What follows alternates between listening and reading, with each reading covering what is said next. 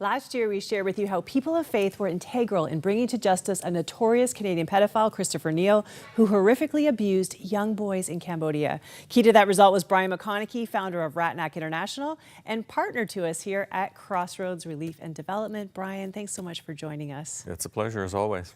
You know, you think about the Christopher Neil file, and it's a horrific crime, but people of faith were key to bringing that result. Tell me about the role that people of faith played. Well, Crossroads supported us in terms of so much of the budgeting for what we do in Cambodia. That particular file drew on my previous RCMP experience as a forensic scientist, and I had the privilege of amalgamating Christian ministry with basically police forensic science, like CSI stuff, which we've done on a number of occasions. Chris Neil is a particularly difficult case to work with. He was very prolific in terms of the children he abused, and then he was posting the photographs up on the internet.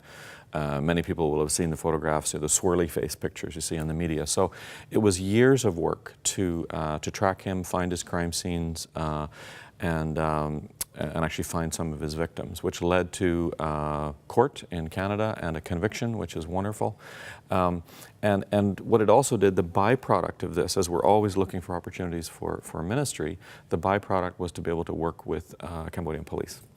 And Cambodian police are not well regarded internationally, and yet over the years we have seen them grow in stature as they really have turned around and are working with us. And they're doing a great job of helping kids who are assaulted, who are abused. And so one of the things we're actually planning for the next number of weeks, we don't have a date yet, but next number of weeks or months, is I'm going back to Cambodia, and we'll be doing a ceremony of thanks for senior police officers who assisted us, doing that with the Canadian ambassador. And this is an opportunity to very clearly, as an organization they know and are familiar with, to say thank you back to them for men that are not often honored at all. But they really stepped it up.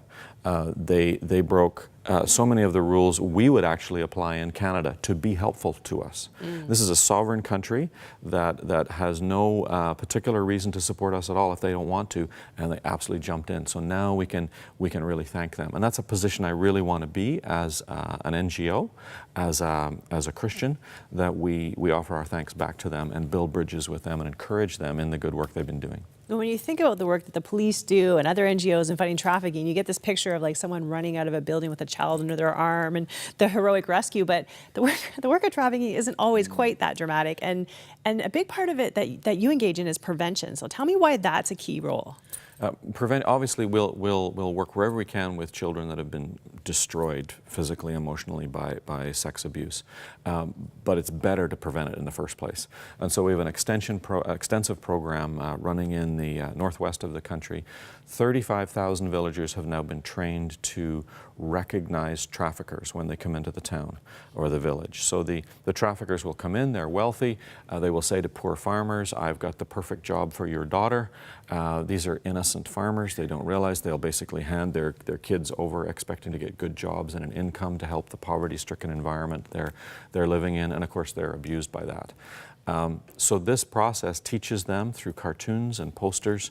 These are just meetings that happen under a tree. I mean, it's not fancy, and they gather the farmer community around and teach them this is what happens. We also hand out cards. Over 1 million have been handed out over the past 10 years, and they've got the equivalent of a 1-800 emergency number on the back of that. Call that number if you're being trafficked, if you think you're being trafficked, and one of those 35,000 people will try to assist you. And now we can actually draw the police in too to help us with that, which is just wonderful. So that's the project as we intended it. What we didn't realize was that those cards are taken by trafficking victims.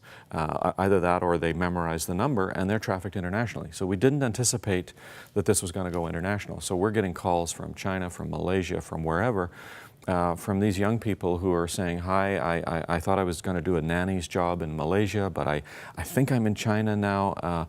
They took my passport and my visa when I arrived, and I just found out this morning, I'm 17 years old, but I just found out this morning I've been married to a 58-year-old farmer who is sexually assaulting me, and I don't find him attractive, so he decides to share me with the whole village. Like, this is bizarre what's happened to these young people. So they get on the phone and they call the number and say, can you get me out of here? Well, where do you start from an immigration standpoint? Because they've got no ID. I mean, it's incredible the bars we have to cross over to make this work, but we're able to bring them back. And so we now have a diplomatic process with China, with Malaysia, with Thailand that's developing. And this past 12 months, we brought 112 girls back. Wow. Our center for these girls was originally designed for 13 girls a year long term. It's now had to switch to, well, we did over 112 last year in shorter term because we can't cope. So we've had to change the model of the program. But what a wonderful opportunity to deal with lives that are unseen, those that are sold, those that they have completely lack any value in the world. And we'll say, no, you are our focus, you are valuable, and we get to gather and bring them home. And this brings Zephaniah chapter 3 completely alive for me. Where God says, I will gather you, I will bring you home, I will give you praise and honor in every land where you were put to shame. And that's what we get to live, that's what we get to work. Perfect verse. It's wonderful. We just love the work that you do. That's why we partner with you. We want to talk more about that because the face of trafficking is changing in Cambodia. We're going to bring an update on what's happening on the ground and talk about a new area of focus, the exploitation of men.